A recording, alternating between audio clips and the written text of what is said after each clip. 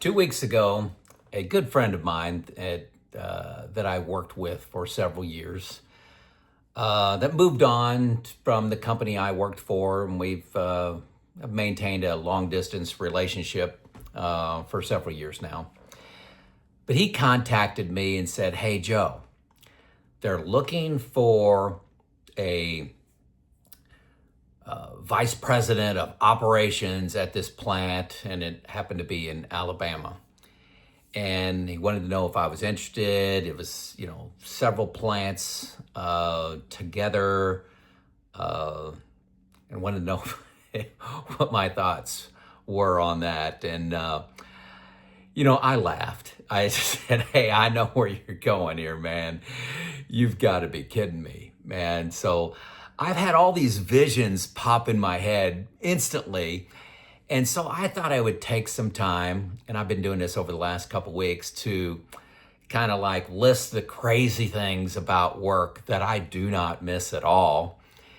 And it's funny just, seeing them here, and I'm going to go through them. I think I got 16 of them. I'm going to give several examples to the title. But these are just crazy things that happen at work that, you think at work it's normal, but when you get removed out of that culture into retirement, it just gets funny. So kind of a roast of the workplace, and keep track of these. Maybe I'd love to hear your comments at the end. Did I miss one? What's crazy about your workplace? Crazy looking back on it from retired, or if you're actually in the middle of the crazy, what's that look like? So let's just jump into these. These are as they popped in my brain. Number one, the manufactured drama, the artificial deadlines. Hey, we have to have this analysis done by Friday. This report has to be done by Friday. And then the next week you say, what'd you think of that? And they go, "I haven't had time to read it yet." So why do we need this in 30 days? Why 2 weeks? What's the priority? Understanding the priority. Well, a lot of times the priority is just to, keep the improvement going. And it's not based in fact at all. So just the manufactured drama, I think, is comical looking back. Number two, the competition that was set up between departments and plants. Different plants, they have different cultures, they have different expenses, different power costs, as an example, different incoming materials. And we're constantly comparing different plants and different departments on what they were able to do, and all the KPIs, right? The man hours per metric ton or per product created. Interesting. Death by meeting. I know everybody knows what this is. This is a meeting that, hey, we're going to talk for 3 hours on this, and the first 2.5 hours is setup, and the last 30 minutes is actually meaningful. But my worst day, I had 14 meetings in like a 9.5, 10-hour day. And my job was a little different, being a department head or a plant manager, but death by meeting, I think we all know what that means. Related to that, number 4 is PowerPoint slides. How many of you, when somebody gets up to present, the first thing, whatever the topic, the first thing you look at is how many slides? So they get up there, and if it's got 4 slides, you go, oh, this is interesting. If it's got 52 slides, you're like, oh no. So here's 52 different ways to look at the same thing. And wow. So death by PowerPoint. I try hard to not have PowerPoint slides in my videos here. I believe maybe twice out of almost 800 videos I use PowerPoint. And it all comes from my manufacturing experience and working time. Number 5, the lack of training for some people and the excessive training for other people. If you became an operator at one of my plants, you got sometimes, 2 months, at least 30 days of training on the job. I never got it training. I've never had training on the job. It's all just figure it out, you'll be okay. And I just thought that was fascinating that, hey, if you're the operator, you get 30 days of training. If you're the plant manager, here are the keys. Do whatever you want.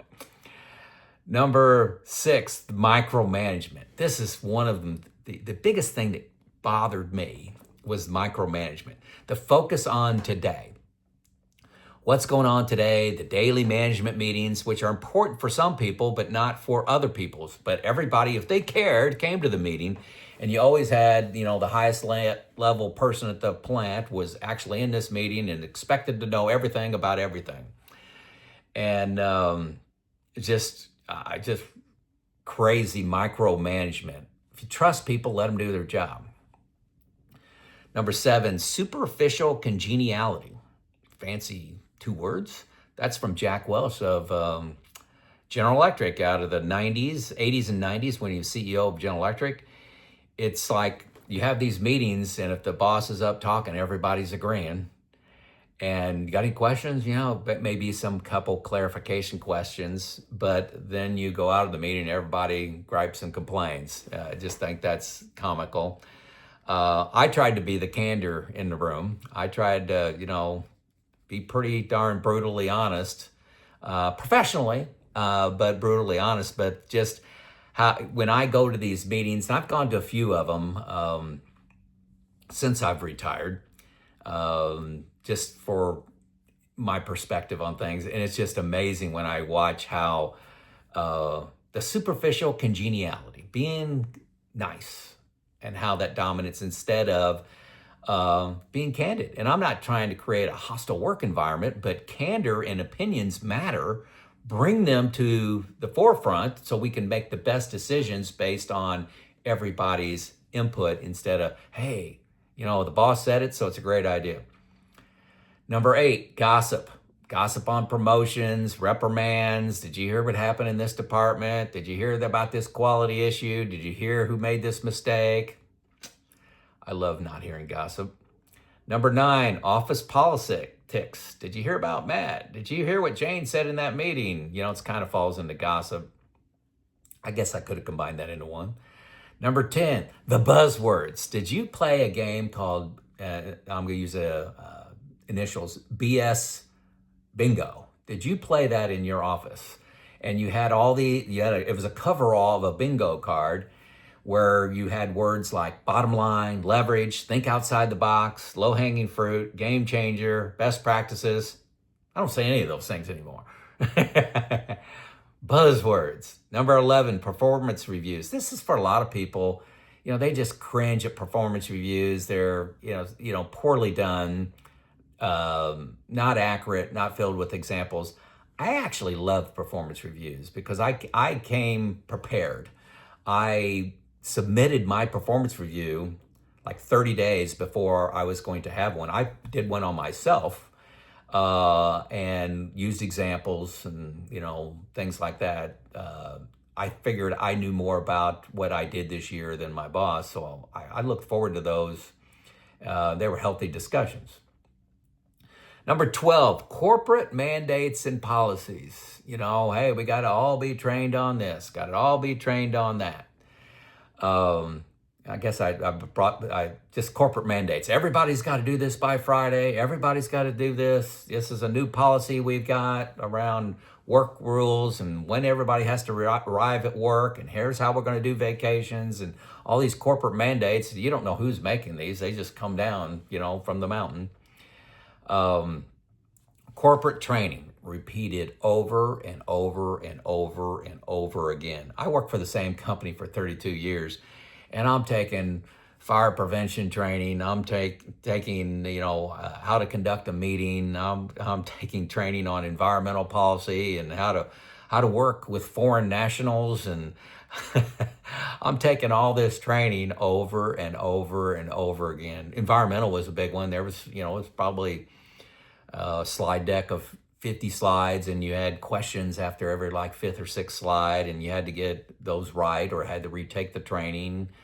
But just the corporate training, I would say probably 80% of it had no impact on my work and decisions. 20% of it was really good, 80%, not. And then just repeating that for people every single year, it's painful. for people that have been working at a company for over 30 years. Restructuring, the restructuring, hey, let's go to centralized maintenance. Let's go to decentralized maintenance. Let's go to corporate engineering to plant engineering, and it just seems to run in like 7 or 8 year cycles. Let's try this, and you just get tired of it. We've tried things before. Number 15. This is in quotes. I'm from corporate. I'm here to help. We used to use Pittsburgh. I'm from Pittsburgh. I'm here to help. That's where our corporate offices were. And a lot of these corporate resources, and I'm not trying to offend all of them, but a lot of these corporate resources, they didn't work well at a plant. So, they found a position for them, some sort of expertise. Maybe they're good at training on a particular topic, but they weren't good at executing that topic. They're telling me how to do my job. I always thought that was comical and something I did not look forward to most of the time. Some of them were very, very good. That they were the rarer ones. Number 16, the new company slogans. We had one, that I vividly remember. It was called More, Better, Faster. And they actually passed out mobiles that you were to hang in your office. Mobiles, think of a mobile as something like that hangs over a baby bed that kind of spins around. And this said, it's not enough to do more unless, and then the second spinning sign said, unless you do it better, and faster. It's not enough to do more unless you do it better and faster. Mobiles, so we had countless slogans. I don't want to go into them all, but thought these were all the funny things about work that came to mind over the last few days. I thought you would get a kick out of it. In the comments, what do you find comical about work now that you're retired? If you're still in the trenches working, keep those checks coming into Social Security. One of these days I'm going to be needing that a couple more years. So appreciate you working. And, I do miss some of the aspects at work, but when somebody offers me a job, I'm currently 60 years old, got a retirement plan, I just laughed and got the other guy laughing that wanted me to look at this job. Anyway, it's show out.